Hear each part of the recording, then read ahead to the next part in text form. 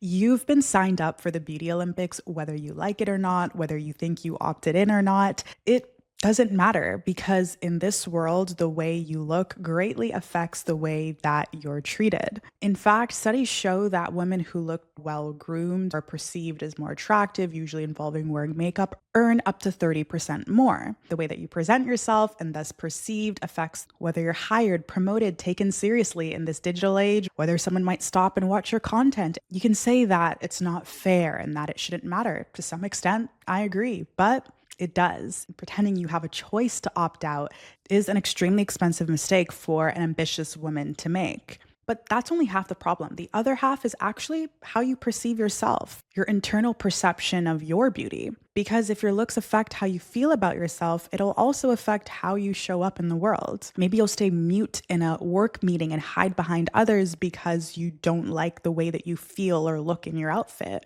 Or maybe you're some sort of creator or business owner who posts online and you scrap an entire piece of content because you didn't like the way your makeup or jawline looked. Those small moments of hesitation are just as costly. And listen, I know conversations like this can feel a little bit vain and shallow, especially if you're someone who doesn't really talk about their relationship with beauty, how confident they feel in their physical appearance, or how they would like people to perceive them. But that's the problem because most women aren't taught that beauty and the rituals and routines that they create around it is a skill that takes a lot of time and effort to build up. And not knowing where to start or how to build that skill costs you much more emotionally and financially in the long run.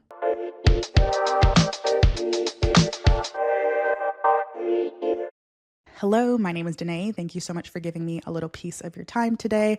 If you're new here and you're watching on YouTube, by the way, you can also listen on Spotify. It's always linked in the description. So there's no argument that beauty is one of the most exhausting parts about womanhood because no matter what you do, you're always kind of wrong. If you're extremely beautiful, that's the most important thing about you. But if you care too much about how you look, you're way too shallow. But if you don't care at all, well, you're going to get overlooked, whether you like it or not. If you have beauty and brains, well, don't get too excited because beauty is the only reason you got where you are today. So because of this, I think that beauty and utilizing it to your advantage doesn't really feel empowering. It just feels kind of confusing. And the worst part about it is that you're introduced to all of this basically from birth, subconsciously and constantly. If you're a young girl and your hair is done up and you have a dress on, people might hear, "Oh, you look so pretty today. You look so beautiful," which rewires your brain. It makes you associate attention, validation, acceptance with your appearance, maybe that specific appearance. We can get into that a little bit.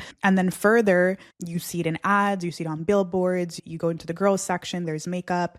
You might hear your family members, a mom, a sister, say that they don't go outside without makeup or without their hair done. There's just so many ways where all of this is thrown at you and how you think and how you feel about it all. Nobody really gives you a blueprint. So, especially as a Gen Z with social media, you tend to look outwards to the cool girl at the time, the current it girl, to outsource your beauty identity. What does she use? What does she do? All the things. And then you just kind of attach yourself to whatever feels least threatening and easy to do. I know for me, instead of just copying people verbatim, I did have a strong kind of understanding of what I liked, what I didn't like, what made me feel confident. So I never necessarily outsourced completely. If I thought somebody looked attractive or beautiful, I didn't think, okay, if I copied exactly them, I would look like them. I think that's like what a lot of people do, and that's where it goes wrong. And as we discussed in the beginning, your relationship with beauty is important in not just how you are perceived. Okay, if I do this makeup look, I'll look hot, but in about how you feel about it as well. Both of those things are equally important. So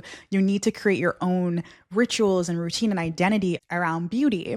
I personally didn't grow up in let's say a hyper aestheticized environment. Actually, the complete opposite of a lot of women I have conversations with. Meaning, I grew up in a home with two women who wore little to no makeup, had basically almost bald hair. So I didn't see flat irons and a bunch of makeup getting ready or spending a lot of money buying makeup products or hair products. We did go to the hair salon, but again, they had short hair. So the traditional feminine beauty standards, I didn't really even think about them in that way because in my home, I didn't see that. So yeah, I would maybe see them put on some makeup, some mascara. So all that to say that beauty wasn't my focal point, but I think it did allow me to create my own identity around it. Likely, if you're an ambitious conscious, smart woman watching this, you do realize without even needing to know stats, that the way that you're perceived in professional environments, in the workplace, when you're wearing makeup, when you're dressed polished, affects how seriously people take you, how well you get paid, all the things, as I described in the beginning. Then we kind of get split into two groups as women. The women who will over optimize on this area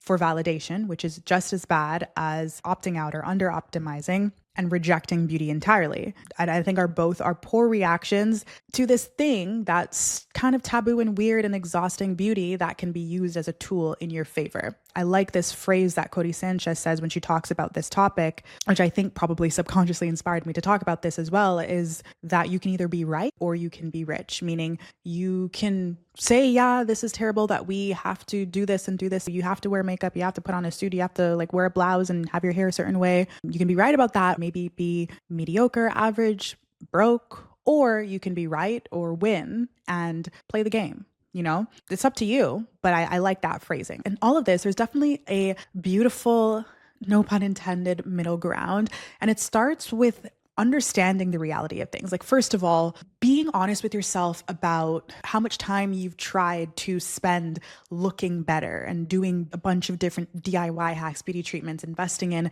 lashes and hair and all the things. How much money have you spent? How many times have you restarted and tried, you did a routine for 30 days and then you switched to a different product and then you did this and did that. And have you ever felt truly stable and confident and sure of your beauty routine? That's the problem. Most people feel unstable because they're scattered and the rituals and routines they've created to show up in the best way possible don't actually allow them to do that. You're constantly restarting different products, different routines, different things. And worse, you're likely copying trends. The it girl at the time, the aesthetic that's popping off at the time. This changes every 3 to 6 months. It's insane. You change your hair, you change your clothes, you experiment for 2 weeks, boom, something else comes up. You do the same thing again. And it's just a constant cycle of wasted money, wasted energy, which leaves you in those moments that I described earlier where you're sitting in important rooms, having important conversations, you're on client calls, you're going to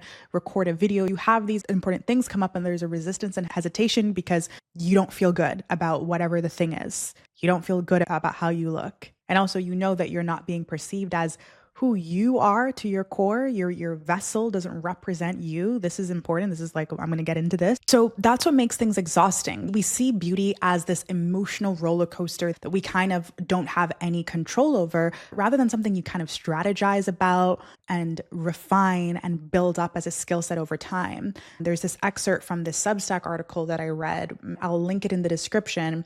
It says, a baby girl walks into a room with bows in her hair and a princess dress. You are so pretty. An audience instinctively coos. What the girl is learning is that beauty is an aspiration, a title granted. Style is an aspiration. You have it or don't, and the validation of others cements it. In reality, beauty and style are skill, and skills need discipline, time, and effort. Exactly. Hair takes time to learn, not just the actual skill of doing your hair, but what looks best on you, what's easiest and most efficient for you to do at the time you need it. Makeup, same thing.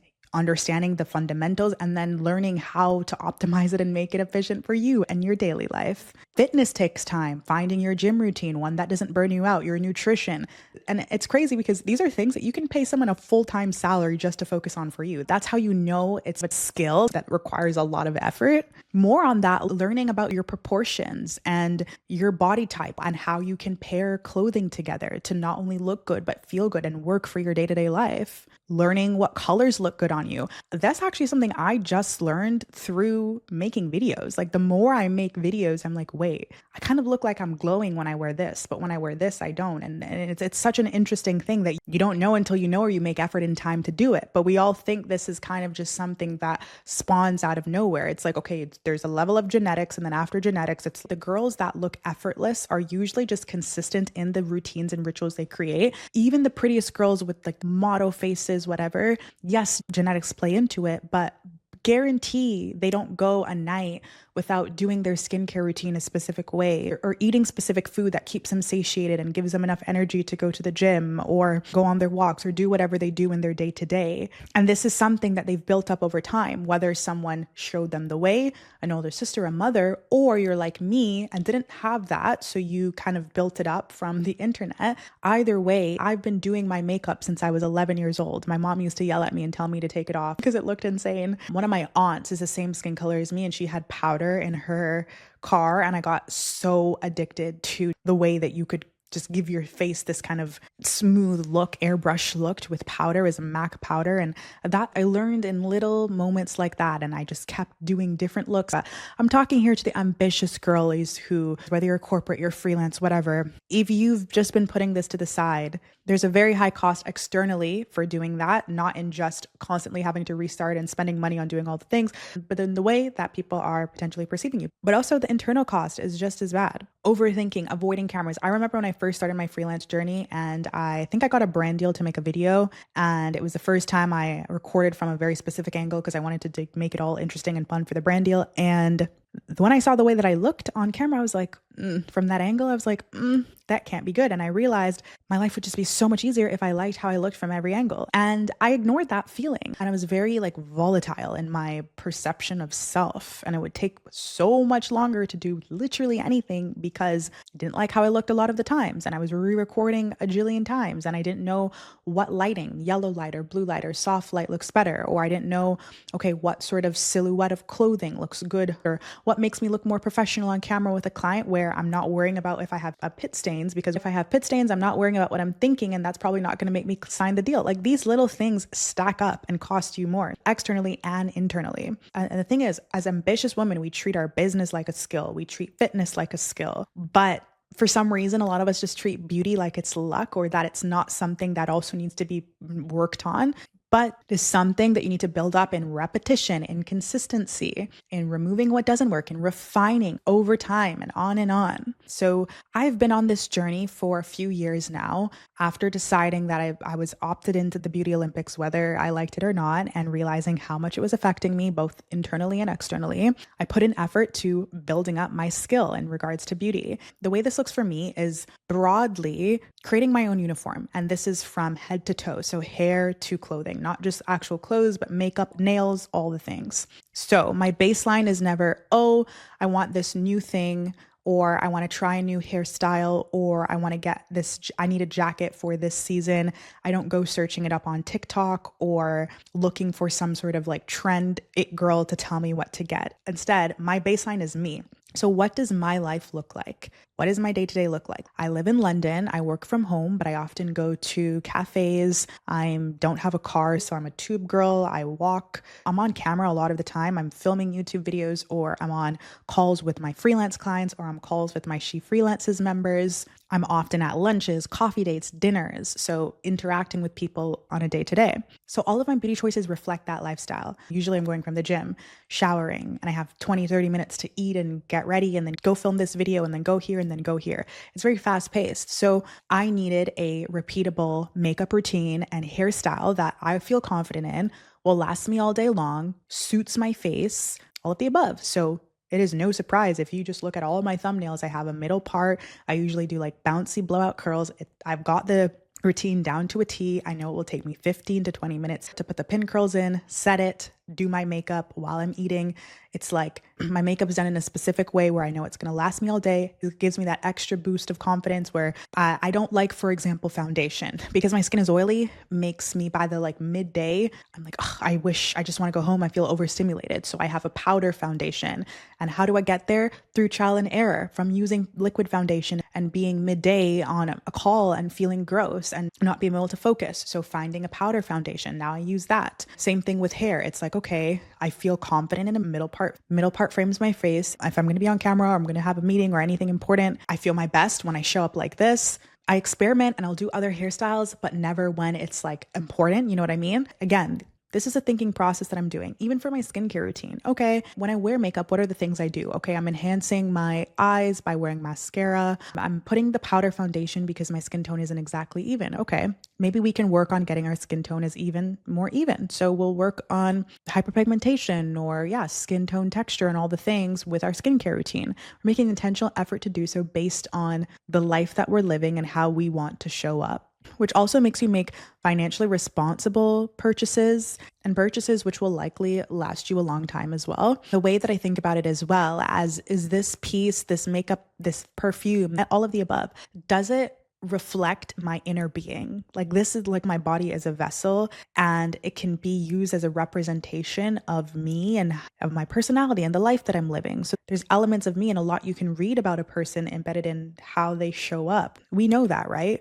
I mean, we, even if we don't like to say it or not, are judging people quickly, subconsciously, based on how they look every day. It might not have real consequences like in the way that it does in a professional setting, but we're still doing that. So the reflection is always backed on me. And then once I have a routine that works well, I stick to it and I just stay consistent with it until it needs to change. Maybe I move, I'm in a different climate. Maybe I don't want to put heat on my hair anymore. So I change that routine and I'm thinking again, okay, this is how I need to feel confident showing up on camera. So I need to find something where it's easy to do. I can do it quickly in between this, that, and the third. Like, you always have a baseline though to go back to build your uniform. That's what the it girls and the aesthetics that people hop onto do.